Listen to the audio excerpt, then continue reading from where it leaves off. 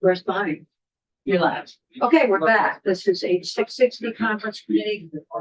Just actually, listen, we've looked through the proposal and we agree with everything. We have just one concern.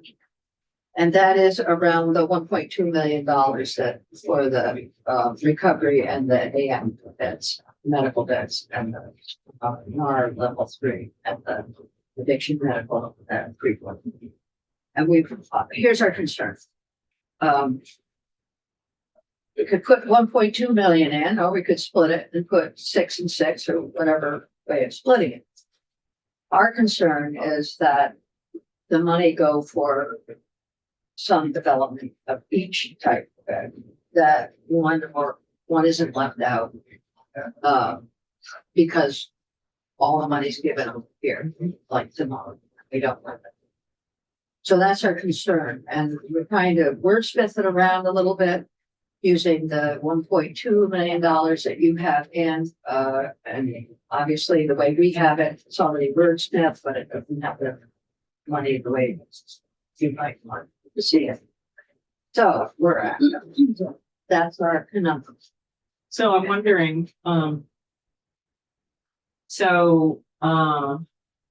testimony from the health department, given the increase in that level 3.1 already on the treatment side of things, they did not present to us a increased need at this point in time for that. So you might have heard something different from providers. Yeah, what do we have in terms of level 3.1 addiction beds? So we certainly have heard from Judge Rice. I never know whether it's Rice. That of course was before the beds that opened up in Virgins. Right. That's what we're thinking about. Right. Did you hear from Valley Vista or? We did informally. We did not have formal testimony, but we did hear from Valley Vista, and that this would be helpful for them.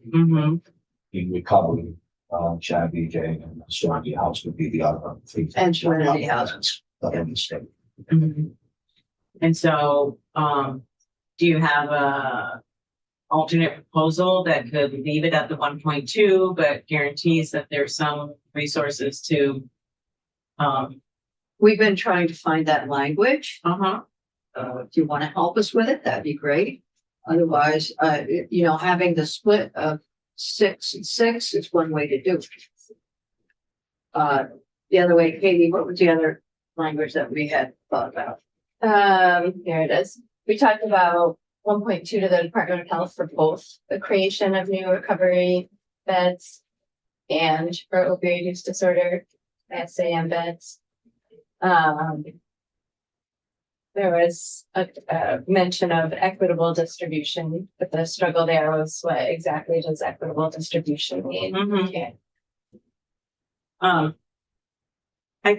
mean, certainly it was our intent that it would cover both, that they would just decide, well, we're going to spend it all on recovery residences. So if we can strengthen the language that indicates it's for both. That would work. If the intent is to cover both, that's powerful. That's legislative intent.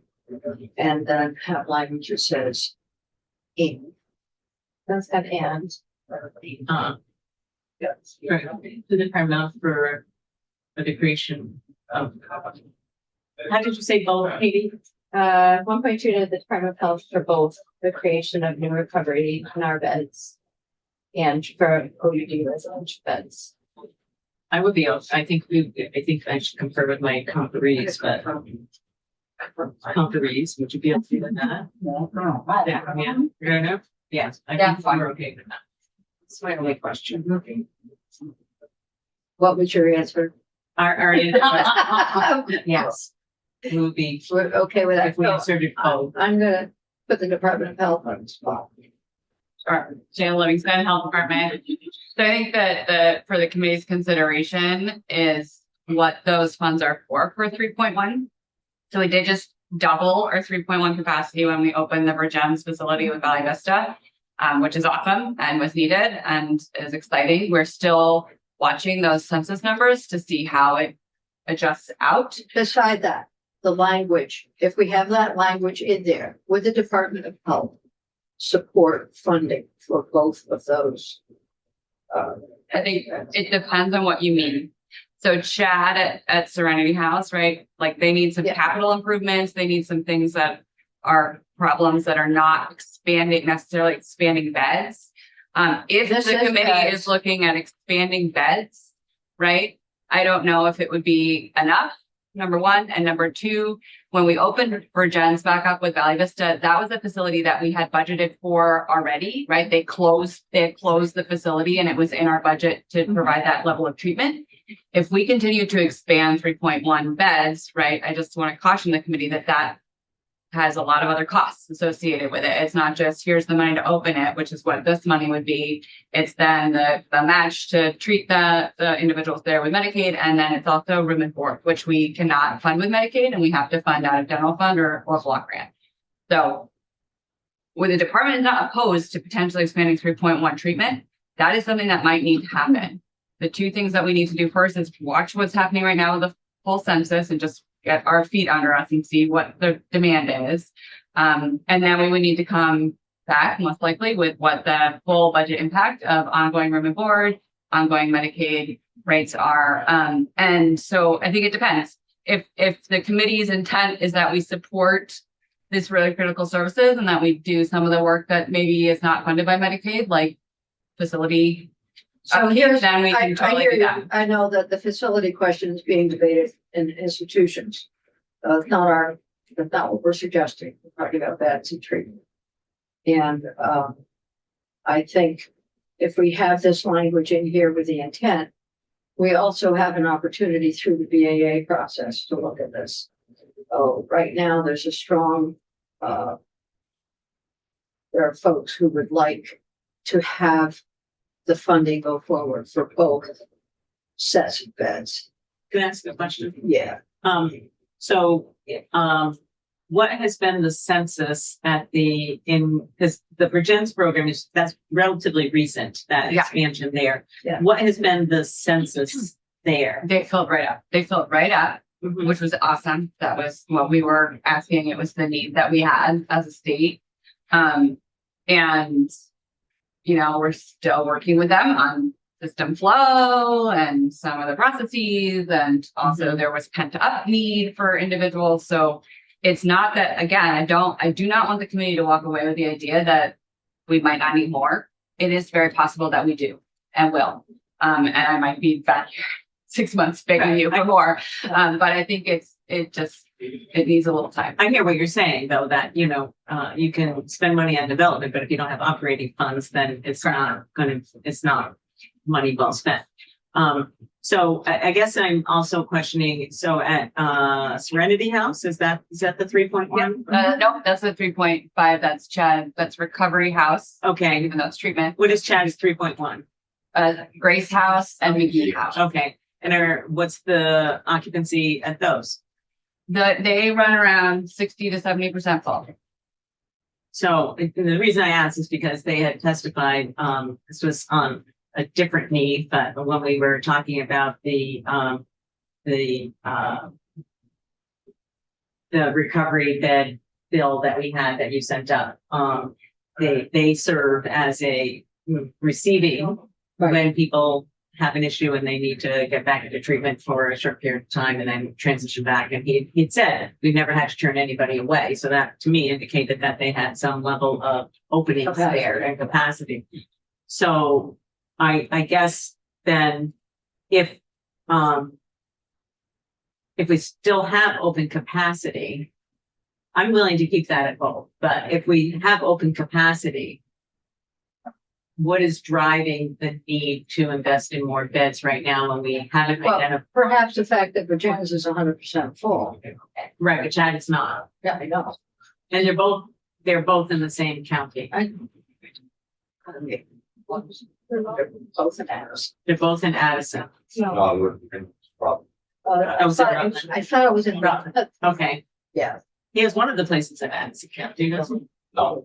No, they're both in Rutland? Okay. So one's in Rutland, one is in Addison. So,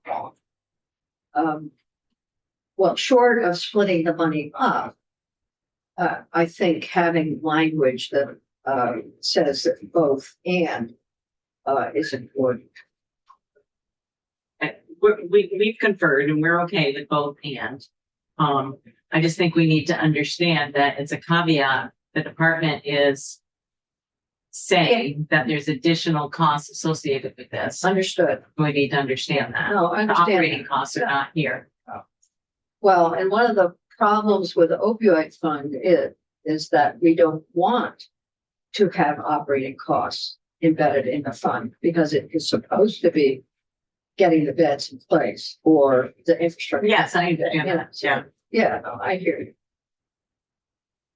Senator Cooley, I'll just reiterate, I like the construct that we had, and I would like to stick with that. I want to think about it. Well, let's think about that part. Let us think about that and then we'll come back again. And we'll have our third number. May I add something just briefly? What I'm hearing, it sounds like they're looking for assistance to just strengthen their existing infrastructure and capacity than necessarily expand. It's just to give that support. That's to be in regards to strengthening the next one. Yeah. I guess I do want to share that, we've come on board with your hireability, we've come on board with your public safety, we've come on board with your language. I think that We'll consider that. I think that the department's in the best place to determine. We're not how much doing we that. need. Yeah, no, I understand. I'm just pointing out the places where we've stepped over the line to the Senate. That's all. We appreciate it. All We right. appreciate it. So, what do we have for next steps, Madam Chair? I have a conference committee at 9:00 tomorrow morning, but perhaps, and I've got a conference, I'm busy all afternoon, and I'm sure you guys are gonna be on for At 3:30. Yeah. Something like that. is a conflict.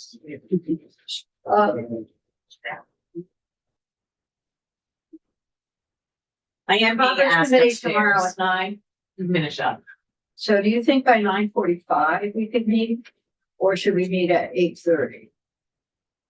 8:30. That's the, I'm not available at 8:30. you're not available. But you could meet without me if you're just finalizing a draft. Yeah. Okay, what, I guess preferentially, we could meet it.